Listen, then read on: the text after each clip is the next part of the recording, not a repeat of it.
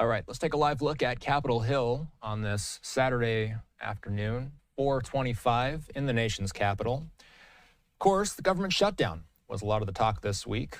Facing that shutdown deadline, which was last night at midnight, the Senate did rush through a government funding bill late last night. They averted cutbacks and furloughs at government entities. The slimmed down 118-page package would fund the government, is funding the government at current levels through March 14th. It's going to add $100 billion in disaster aid and $10 billion in agricultural assistance to farmers. Katie Wonnenberg is with Public-Private Strategies. She's here to discuss everything that we saw this week and what we saw last night. And we were up late last night. We were on live now into the wee hours of the early morning hours on the East Coast, Katie. The bill we ended up with, would you call it a Republican bill or a Democrat bill? Oh, that's a good one. You know what? I think it's straight down the middle. I think it was, frankly, I think the bare minimum that Congress needed to do to fund the government. And of course, as you just noted, We have $100 John an billion exclusive club, and that's a in city. um, in disaster recovery funds for those states and areas that were deeply impacted by the hurricanes that ravaged our shores earlier this fall, and also some wildfires out west. So I think it was a draw, if I can dare say, down the middle, but it really was the bare minimum that Congress needed to do before the holiday recess, and frankly, until this Congress adjourns going into January 2nd. Yeah, I believe it was Chuck Schumer last night who said this would be the last duty of this current iteration of Congress. As I mentioned, they're now funded through March 14th. Is it possible we see this exact same scenario come up in 3 months' time? Absolutely. I think the challenge, Austin, to be honest, is that, the majority of that the Republicans hold is actually smaller in the next Congress in the House. And while the Republicans will hold the majority in the Senate and, of course, the White House, I think the dysfunction of the House is going to play itself out as we see the incoming Trump administration try to advance its policy priorities. And frankly, a few of them I think are going to be problematic for that group of 34 Republicans that even opposed the slim down funding package. So I would anticipate not only are we going to see challenges as we get closer to March 14th, but as noted, we actually do have a speaker vote that has to happen when the new Congress convenes. And I think that there is deep concern that Speaker Johnson, who, by the way, has actually, in a very surprising fashion, I think, has actually navigated the chaos since he became speaker actually quite well. Some of us might be frustrated with, this last minute, kerfuffle that happened, I think deeply because of outside sources. But frankly, Speaker Johnson did get it done. He got the funding bill through March 14th, but I think he's going to have a much more complicated caucus next year. And frankly, I think he's going to have a complication that he hasn't had for at least the last 11 months, which is a President Trump in the White House. Yeah, and you're touching on something I wanted to ask about. What did we learn this week about what type of House Mike Johnson and President-elect Trump are going to be dealing with next year? Well, I think one where there are going to be more and more factions. I think the challenge with the Republican caucus, and you can do a lot of reading. Really, since the Tea Party came onto the scene, the Republican caucus has actually divided itself into these like mini camps, or dare I say, these like mini factions. And I think we're only going to see that exacerbated in the new Congress with a smaller majority than they have now.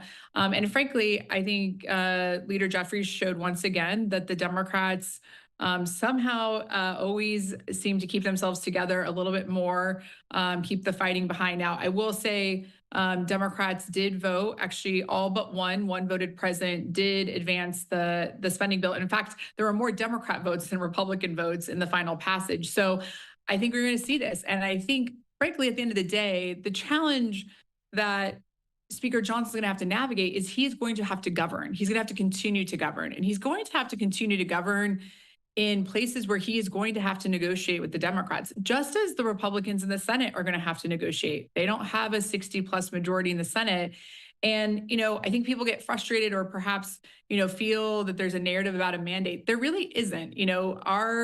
Our systems, our government are supposed to be tensions between each other. They're supposed to be working. They're supposed to be compromised. And so I think the problem for Speaker Johnson is it's clear from what unfolded in about a 48-hour span of time is that while I think the incoming Trump administration learned a lot from their first 4 years, saw a lot in the last 4 years, they are still, I think, very interested and I think kind of fascinated with like a top-down approach, and it's just not going to work in this Congress. Remind us of why Republicans ousted Kevin McCarthy as the speaker, and did any of the events of this week remind you of how he was ousted? Yes and no. I mean, I think at the end of the day, I think there were some really personal dynamics that went into the ousting of Kevin McCarthy. I mean, it continued to play out, of course, with now former member Matt Gaetz. I think that was a little bit more of a personality clash. I think Speaker Johnson is actually quite like bland. I don't think he's inciting that anger. I don't think people are going to not vote for him because they don't like him. I think it's more of a vote that they don't like the way things are going or they want to exert more control. But I think, frankly, the people that are perhaps expressing that they're not going to vote for Speaker Johnson aren't not voting for him in the new Congress because they don't like the direction. I think they're just pissed and they want to be able to exercise that right, which is their privilege to do so. I just think it's a little bit of a different dynamic. Now, I think one thing that is going to be challenging is, Leader Jeffries did express that he will not direct the caucus, the Democratic caucus, to support Speaker Johnson. They have already saved his speakership once.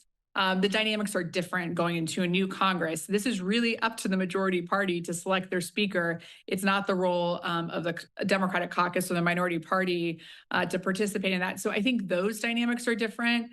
We'll see how, President-elect Trump, who will still be president-elect when the Republicans elect their leader, intervenes. I don't think that there's a whole bunch of other Republicans that are going to fare better and or have a longer tenure than a Speaker McCarthy and now a Speaker Johnson.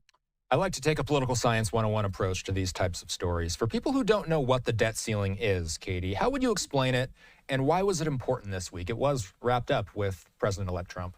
Yeah, I mean, it's actually kind of interesting because the debt ceiling is actually a fairly new construct of Congress, which is, as we continue to spend money, we collect less money than we spend. And so we have to borrow money. So the debt ceiling is basically the authority that Congress, and I think this is actually really important, Austin, in the Constitution, the power of the purse or the appropriations of the government is completely within the jurisdiction of Congress.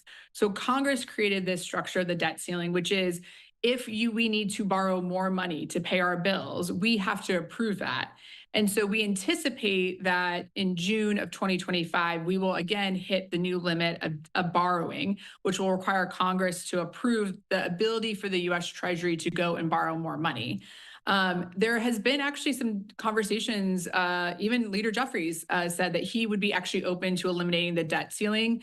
There's a huge, debate, and I think it's academic, but also economic about, what is the true function of the debt ceiling.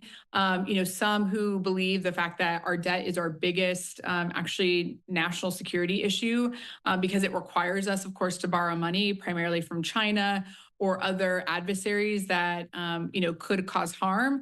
But yet also some people argue that our debt is actually of not much consequence because of our GDP, our economic strength. And so it's actually kind of an interesting debate. I really encourage people to read a little bit more about it because it is fairly new. And also it is completely a decision that the Congress made and implemented through legislation. Katie Wonnenberg of Public-Private Strategies, thanks for joining us on this Saturday. Happy holidays. Happy holidays, Austin. Thanks for having me.